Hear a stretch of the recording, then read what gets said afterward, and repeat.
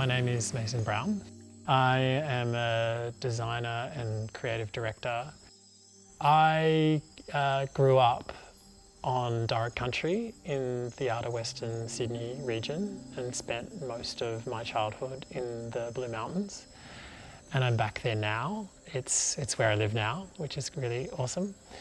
I'm from a really large family, so was one of 5 kids growing up, and we had a household that always had to be busy. We always needed to be occupied with something, with lots of activity, to make sure that my parents didn't go completely insane. And I was really attracted to pretty much anything creative. And I'm a lot like my mother in that way. She sort of has to do so much with her hands all the time. She's a garment maker and costume maker and a master craftswoman. And I sort of took a lot of that on myself and was attracted more so to visual arts and performing, dancing and theatre growing up. And in high school I sort of tried my turn at all of those different things. And when I would come home from school and from all of that, I would come home to a costume workshop because my mother would be working on the shows that we were doing outside of school. And so quite often would be given something to run through a sewing machine. So something about theatre design eventually stuck with me and became the thing that I sort of wanted to do most back then. The one thing I love about theatre design is its sort of collaborative nature. Theatre is a collaborative and experimental medium. But one of the things I love about it, and it's something that I share with my mum, is the problem solving. You're sort of given almost nothing to create something from, and you don't quite know how it's going to turn out, but somehow through that amazing energy of collaboration, something comes and it's magical. It's quite inspiring. It makes you kind of want to come back to it all the time. It's sort of almost addictive to be able to make and craft something almost seemingly from nothing. And that's why I think it's like a theatre bug. You come back to it because it's experimental and it's incredibly rewarding to transform something. My process with design is to always have the audience in mind and their perception of space or an individual in that space and how that space embodies the world of the play, the theatre production or the performance itself. And I always like to approach it, I guess, in a radical sort of way, to sort of radicalise the audience, because I think that they really want that. They're coming to see something to change their perception. And so it's how we welcome the audience into that space.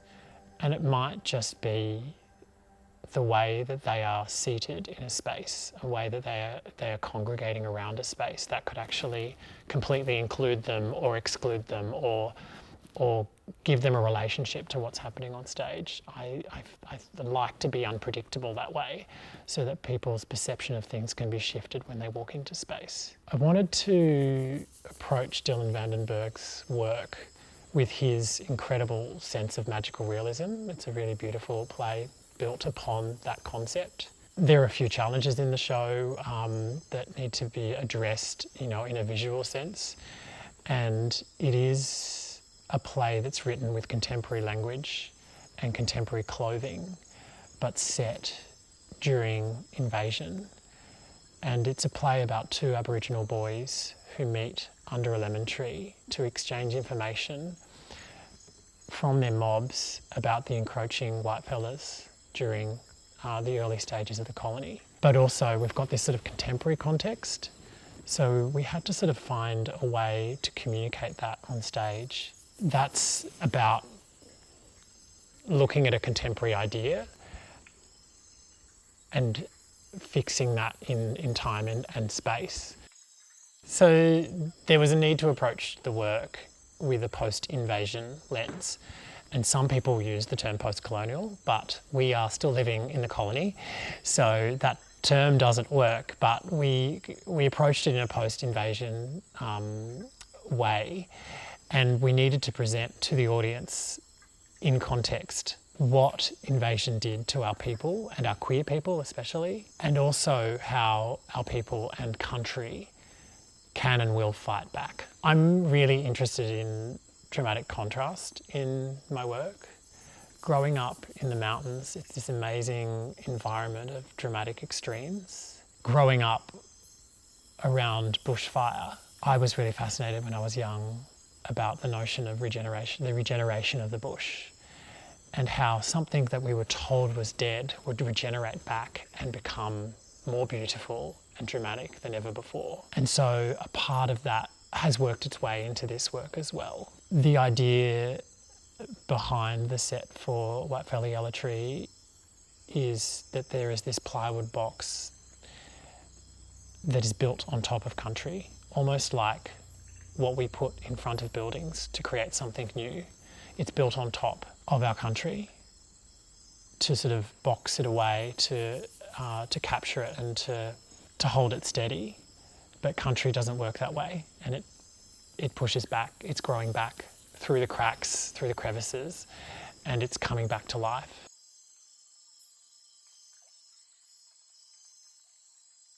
One of the main references for the notion of country and nature fighting back was a lot of imagery that I'd seen of the Chernobyl exclusion zone in the Ukraine. It's a space that humans can't spend much time in because it's irradiated, it's been destroyed by a nuclear event. And the stories around it are quite fascinating. There is a microbe that's growing inside the reactor, which is completely cemented in to ensure that no one is irradiated. But this microbe is growing and it's eating the radiation around it. And so I just became really fascinated by that idea that country has found a way to destroy the thing that's been trying to destroy it. And so there were a lot of visual references to the exclusion zone of, these spaces that had been built up in that area of, like intense industry, and there's moss and greenery coming through the floors and the carpet and through the beds and the chairs and through people's shoes that had been left behind and growing all over it, and it's nature kind of fighting its way back to what it was and what it should be. I think it's so important that this play is being presented here on Gadigal, which is the site of the first colonial project, because it tells the story of what happened to our people and our queer people on country with a different perspective. And most of our audience have heard, they are educated, mostly white, and they have been told this story before, but not in this way.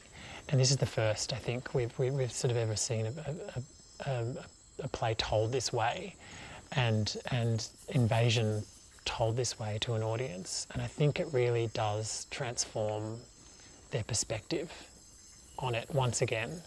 And that's what really hits home for audiences here on Gadigal. And we as an audience can actually really, again, just understand what happened here and why it's so important to look back and see what was before and is now. And one of the sort of principal ideas in the play is the notion of shame. The shame in being an individual and being a queer individual. And we know now that our First Nations people fully accepted queer people for who they were, and shame is a construct created by the colony, and that's what's illustrated in Whitefella Yella Tree. And we see that shame on stage present itself, and it rips right into the audience's heart, and I think that's what people take away from it. And they step out of this theatre and see Sydney Harbour and Warang, Sydney, and see that as the site of where this began. That's incredibly powerful. I think if there's any advice I can give, it's just you've got to throw yourself into it. Don't have any preconceived notions around who or what you should be or what your practice should be. you can pick up a pencil, a paintbrush, an Apple Pencil, whatever you use to communicate your ideas, and just do it. I think the late great Yoda used to say, "Do or do not. There is no try."